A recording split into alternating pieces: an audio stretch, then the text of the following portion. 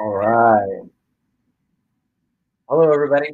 Welcome back to another Cutaway Security ICS Friday Infosec chat.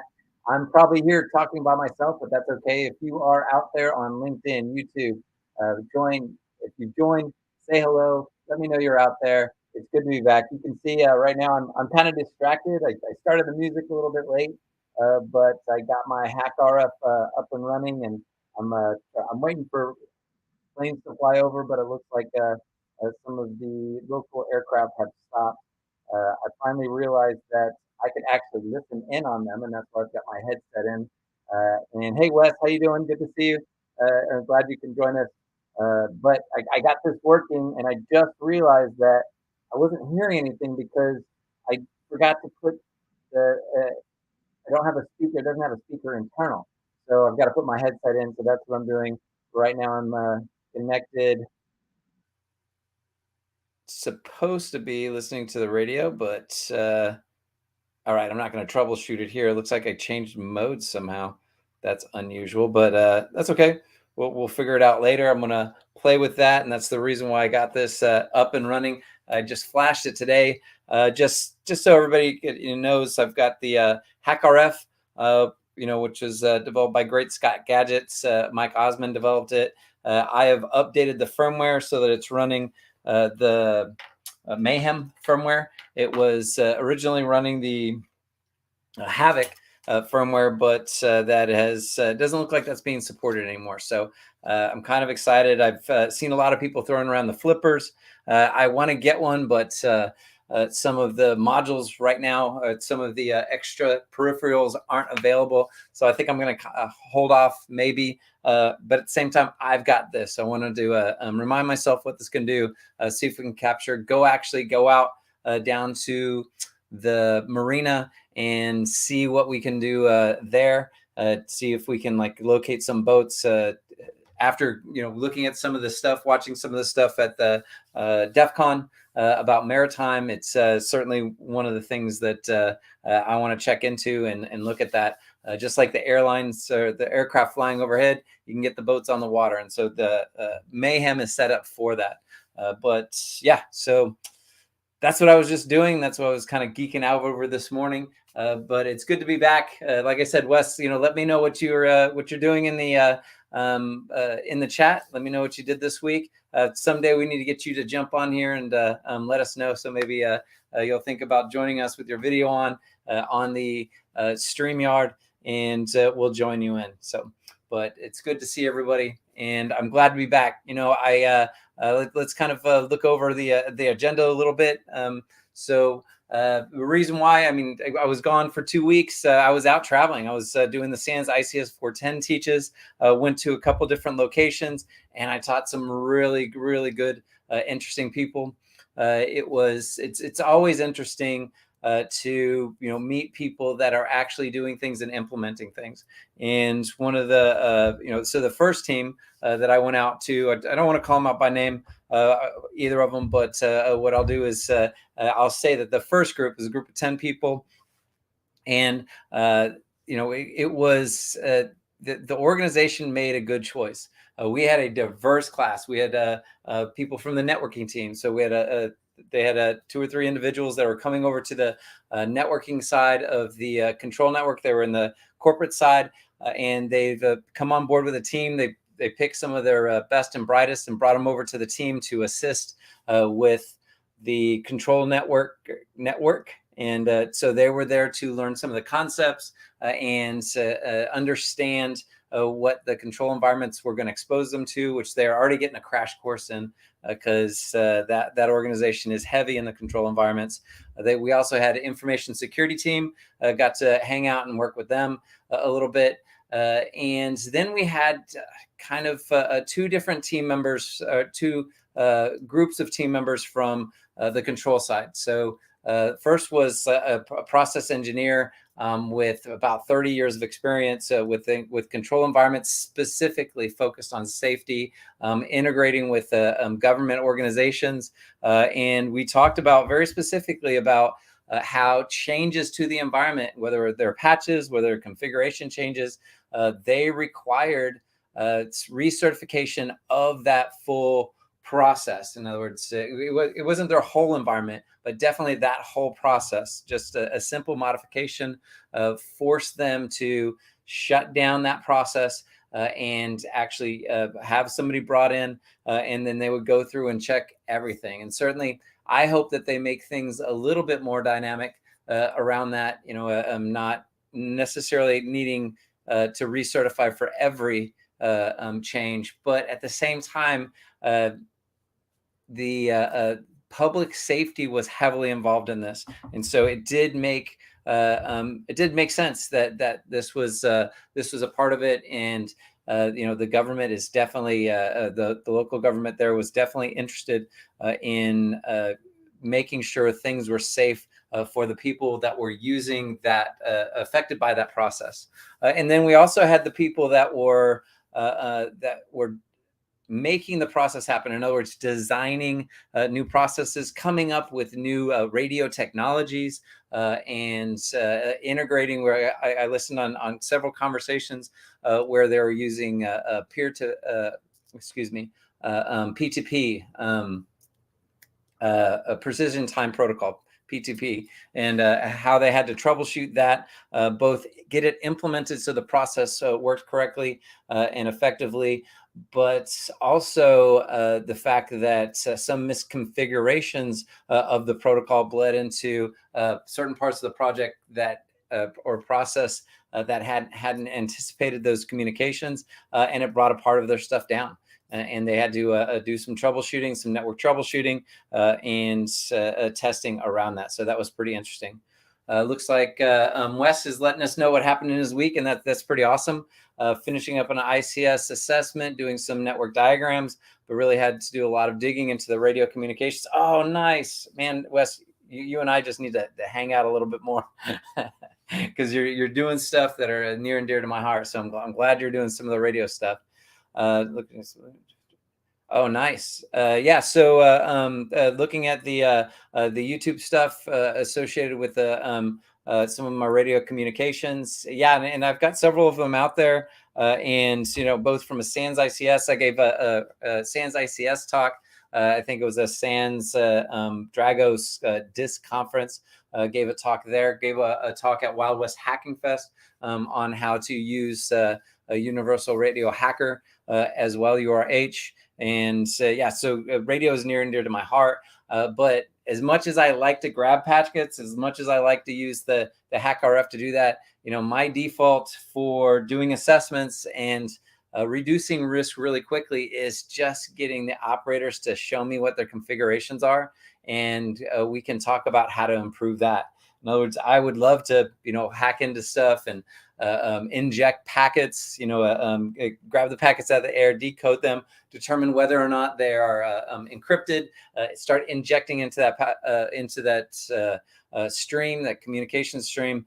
But at the same time, we don't know what we're doing at the back end. What if I bring that down? I'm bringing the process down. If I do get packets injected, what effect is that going to have on the process? So it is much safer just to actually have them log in and see that configuration, see what they're doing to encrypt the traffic, see how they're configuring the web management interfaces and other management interfaces that are on the devices.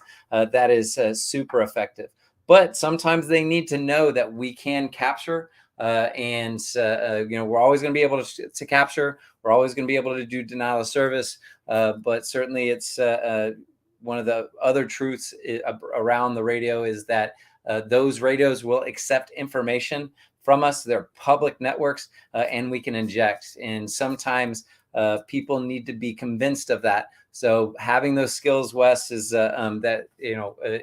certainly valuable, especially when we're doing whether it's proving that we can do stuff to our clients, or we're doing those assessments around how the vendors have implemented their stuff. So it's extremely important to understand that. And I'm glad you got to implement it. So good job. Hopefully that was a challenge and you got to learn something. If you do have any questions, of course, jump on the Discord, let me know. Happy to answer it and happy to jump on a call too if you're doing stuff.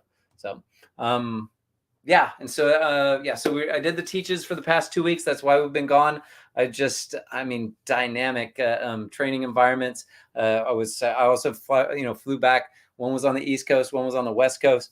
So it was too hard to do this the last couple of days. I'm glad everybody was patient. Wes, thanks for being patient. Yeah, excellent. That's great. And yeah, just looking at Wes's comments about how he's learning stuff and so forth. That's awesome. So now that we're back from the now that I'm back from the teaches, I was actually able to this week spend some time on working on that network development. Wes, we were talking. You mentioned um, uh, doing some network assessments, and that's such an important part of doing and starting an assessment and control environments, whether it's doing a pen test or whether it's doing a security assessment. And in my mind, it's both, a pen test and security assessment. You can't do a pen test without starting the security assessment. And typically that's where you end. You find enough issues. You don't really want to, people aren't comfortable with you pivoting through different assets and applications and components. And so security assessments about as far as it goes, but certainly we need to think along the lines of how we'd use the technologies in ways they wouldn't understand. So it's, I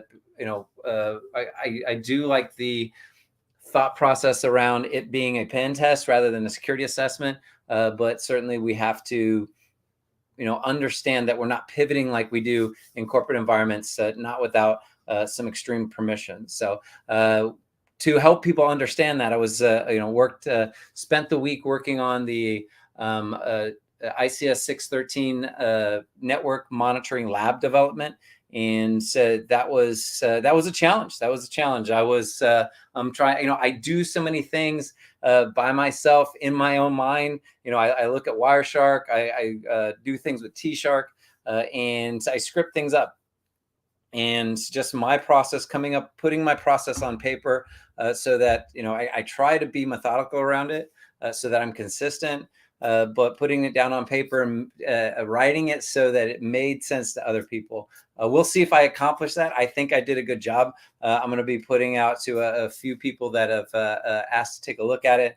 Tom Liston is helping me develop the class, and some of the other SANS instructors. So I'll be giving it to them, having them run through it in their copious amounts of spare time. But we'll see how we did. But you can take a look at it too. So I've got some references down there, because last time we talked a couple weeks ago before we left, I was talking about network visualization and how some of the tools were useful, but anytime I look at some of these tools, I just want to do it myself. At some point, I end up looking at the tool and deciding that it doesn't have something that I want, or it's too hard to figure out the way that they did it. And of course, I want to know how it's working on the back end. So what I did is I sat down and I looked at different ways to pull in PCAPs. I gave a few links. So if you go back to the last talk that we had, I had a few links for some of the projects that I was looking at. But I started my own project, and it's the ICS PCAP Viz. Basically, what it is it's a combination of leveraging PyShark, which is the A module, to analyze PCAPs, the Python module that analyzes PCAPs, and you can use Wireshark display filters to interact with all of the PCAPs. So yeah, Wes, I recommend you set up PCAP Viz, and get that up and running, and let me know, how it works for you. I think I might be a little proud of myself, but I think I did a pretty good job. The picture there on the right is what you see when you pull everything into Neo4j. So basically, it's taking that information and creating a Neo4j a database that will visually represent everything. So once you open up the Neo4j browser, or I like the Bloom, it's a little difficult to get it to refresh sometimes, but the Bloom allows you to do it. You see there in that image on the right-hand side, which is organize the nodes into groups. And what I've done is that picture is from the original version of the tool that I was doing. I have since gone through with some help from a few people that I mentioned in the project, and they made some recommendations, and I've updated some of the relationships and actually the nodes with some really useful information. Part of what I did is I included the hardware address for the endpoints. So now the properties for every node has the hardware address. I also got the idea that every node, we're going to have to organize nodes into subnets, especially when we get some of those larger PCAPs.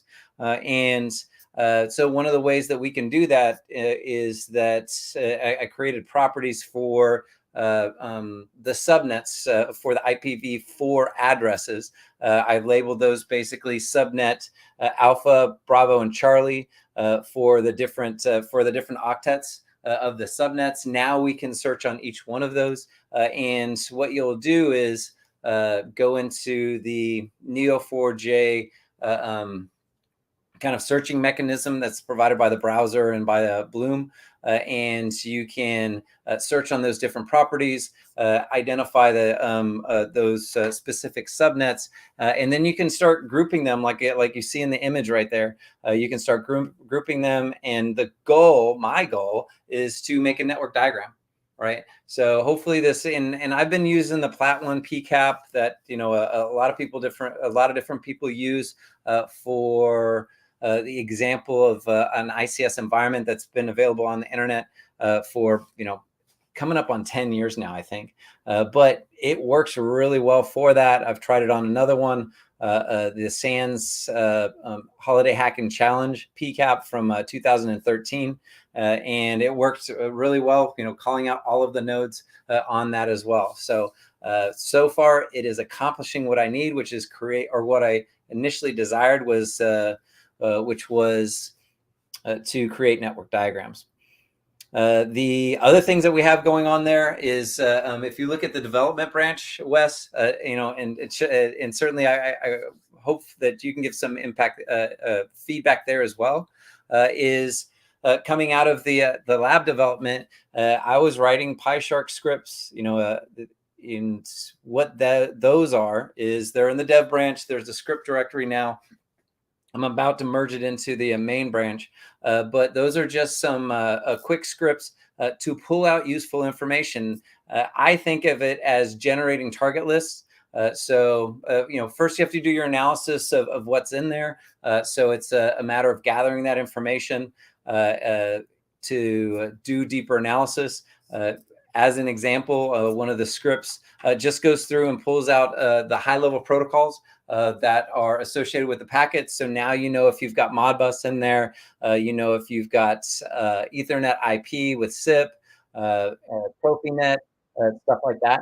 That quickly comes out. Now you can do all of this with Wireshark analysis and using some of the statistical capabilities, but it's I like to do things more efficiently, and so whenever I can script something up, you've heard me talk about a lot of my T-Shark scripts, and those are certainly helpful, and I use those a lot. I keep some notes on that as well.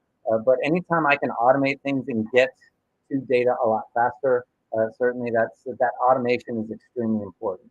So look at those PyShark scripts that I have in that directory, and hopefully you'll come up with a few of them yourself, because what I'm thinking is that we can, the more we understand a protocol that is parsed by Wireshark, we can just develop scripts to pull that information out. And like I was mentioning, these can help us generate some of our target lists. It can also help us with asset management. One of the Wes, I'm sure one of your asks, one of your deliverables on your assessment is to validate asset management. In other words, we're given, the team gives us a list of assets that's within scope.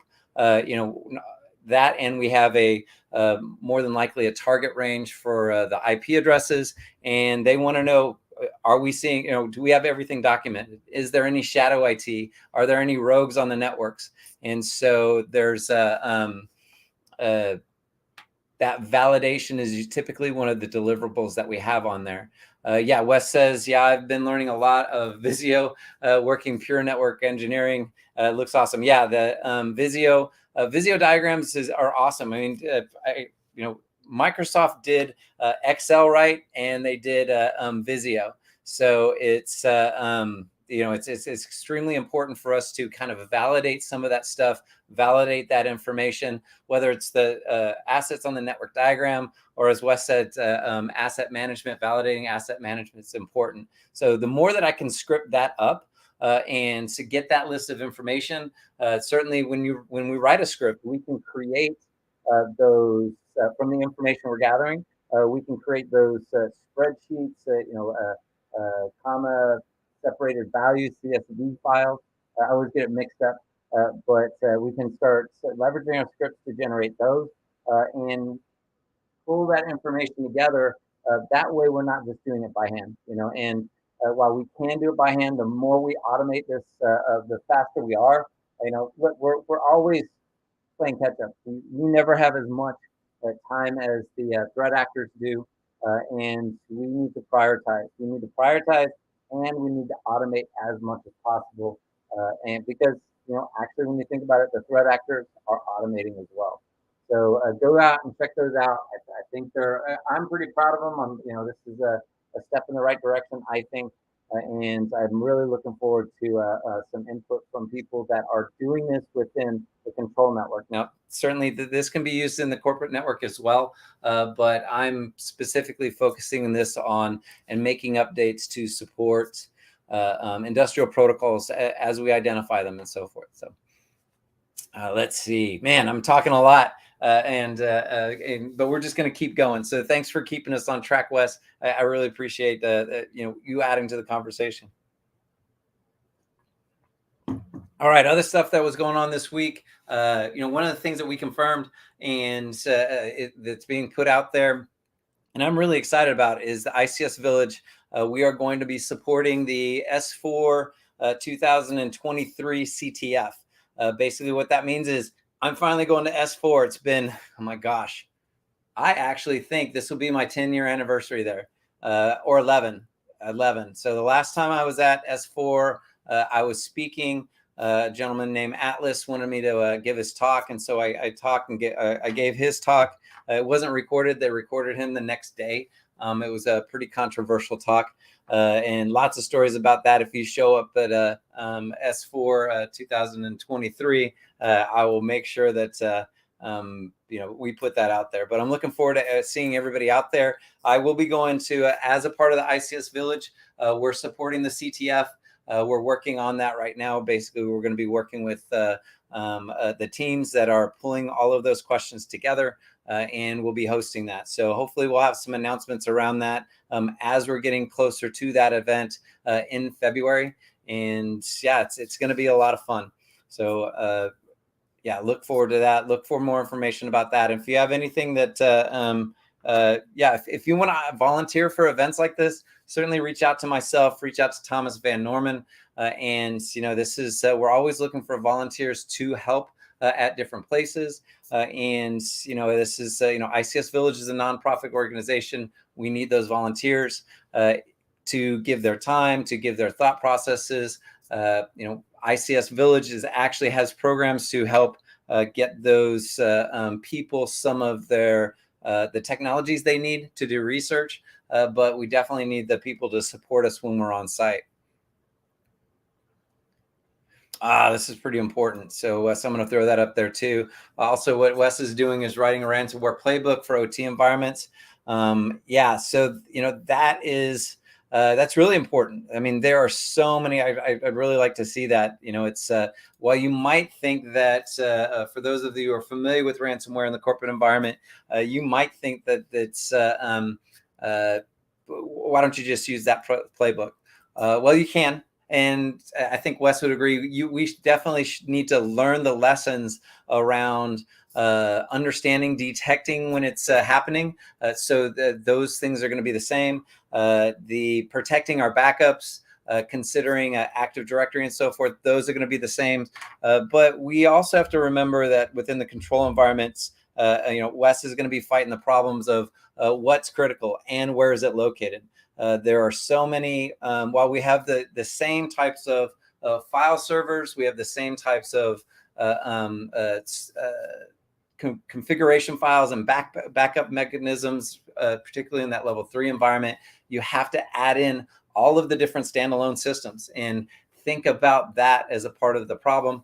Because when threat actors get into these environments, yes, they're getting Active Directory credentials, but they're also getting those credentials that help them gain access to those very important systems, standalone systems, whether they're engineer workstations or their HMIs. And all of those things need to be taken in consideration as a part of a playbook. So Wes, you've got your your work cut out for you. And yeah, I think that's extremely valuable. And hopefully they make that public. Wes, I highly recommend, even if it's scaled down version, even if it's a scaled down version, not specific to something, I would recommend that you push your organization to maybe publishing that out on the website. Get that information out to the more people, because the more we can do, the better people are at protecting their control environments from that type of thing, the safer everybody's going to be. So yeah, right now it's So his comment about and that's a huge difference in between our corporate environments and our control environments. I'm glad you brought it up. Yes, Wes. It's roles and responsibilities, defining who does what, who's responsible for for doing those things, and who's responsible for where the files are stored. Are we doing centralized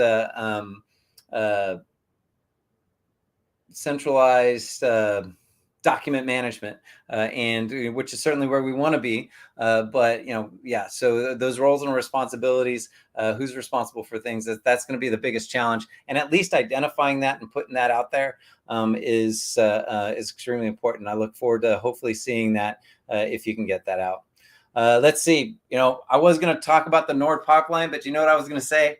I don't know anything about it, and I didn't do it. So that's what I was going to say about that. It's certainly one of the things that was in the news. I wanted to put that out there. I was hopefully if somebody joined, I was going to ask if they had any thoughts on that. But basically my thoughts on the Nord pipeline stuff, from the limited amount of it that I've read, is, hey, you know what? Critical infrastructure is on the table when there is a fight, and that's the Russians think that there's a fight right now, and potentially, if it was determined that they were the ones that did that, then yeah, they're putting political pressure on other people, and they felt that was in scope of what they could do. Now, me personally, I'd like to take all of critical infrastructure off the table, because we're dealing with people's lives, but that's not the political viewpoint. And we have to be mature about that. We'd like to say that, hey, as human beings, we could be a better society, but by not targeting a critical infrastructure. But not everybody's going to act that mature, and we have to defend against the immature people. So we'll see what comes out of the Nord pipeline stuff. This goes back to physical. Physical is extremely important when we're talking about control environments. It's our first line of defense. Certainly a 1,000-mile pipeline is under the water. It's going to be hard to defend. Heck, those could just be rock slides, mudslides that happen. Earthquakes happen in the ocean all the time, and that could have caused those things. More than likely not, just because they've taken that into consideration when they're building those things. In other words, that's gone into their threat model. But at the same time, we'll see what happens. So that's probably about enough of that. But hey, everybody that could join, listen in, whether you're listening now or listening in later, everybody that could join on YouTube, LinkedIn, maybe you joined and listened in on Twitter. I really appreciate it. We're back. We didn't go anywhere. We just couldn't facilitate it. It was too difficult. And I appreciate everybody's patience and waiting for me to come back. Hopefully you'll join us next time. Wes, You're always on. I really appreciate it. Thanks you. Have a great weekend. Certainly, if you want to talk about any of your products or projects, let me know. I'm happy to help. Bend in ear, stuff like that. Let me know, and we'll get something moving in the right direction for you if you are having problems or just a second set of eyes. So take care, everybody. Thank you very much. Have a nice, safe weekend if you're in Florida. Hopefully everything went well. If not, reach out to your family and friends. I know they will take care of you. But have a great weekend. Bye.